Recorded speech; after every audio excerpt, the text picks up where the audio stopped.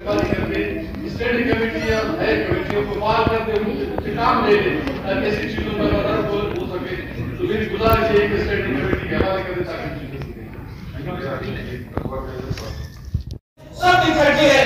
تو انشاءاللہ تعالی اسی طرح آپ نماز سے رہیں گے, انشاءاللہ سب اکٹھے ہوئیں گے اور انشاءاللہ تعالی اسی طرح کام کرنا چاہیے کہ اتحاد بھی ہونا سب ایک ہے.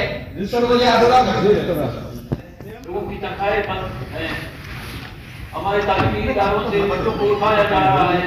اس سلسلے میں ہمارے جتنے فیس طلباء تنظیمیں ہیں, بے روزگار لوگ ہیں یا روزگار میں لوگ ہیں جو اپنے حقوق کے لیے اس وقت احتجاج کر رہے ہیں, جو ایسے جلوس کر رہے ہیں, روڈوں پہ نکل رہے ہیں.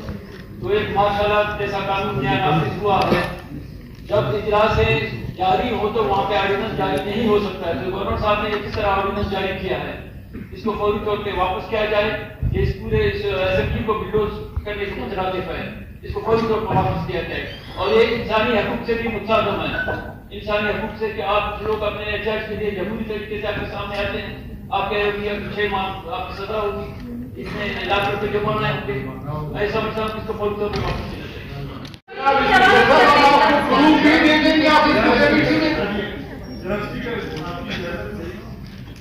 یہاں پہ موزز اراکین اسمبلی زمیندار فلور پہ اگر کوئی بات کر رہے ہیں تو میں خیال سے بغیر پروف سے کوئی بھی بات نہیں کرے گا.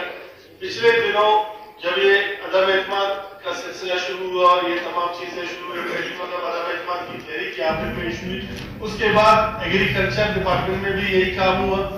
پورے بلوچستان میں آپ دیکھ اس کے کہ ایک آدھ ڈسٹرکٹ کے لوگ قلعہ عبداللہ کے لوگ گوادر میں بھی لگے ہیں, خردار میں بھی لگے ہیں, باقی جگہوں پہ بھی لگے, اور ویسے بھی جناب ہمارا یہ جو کیا کہتے ہیں اس کو ایک روایات ہے اسمبلی کی اور ہمارے ڈسٹرکٹوں کی پہنچے ہوئے بھی آپ کو خدا اس چیز کو بند کیا جائے. اور اس مسئلے کو میں میری یونٹ کے اس سے اتفاق کرتا ہوں, اس مسئلے کو آپ اسٹینڈنگ کمیٹی کے حوالے کریں. جو بھی پروف ہوں گے ہم اسٹینڈنگ کمیٹی کے حوالے کریں گے, پھر آپ کے سامنے بھی لے کے آئیں گے.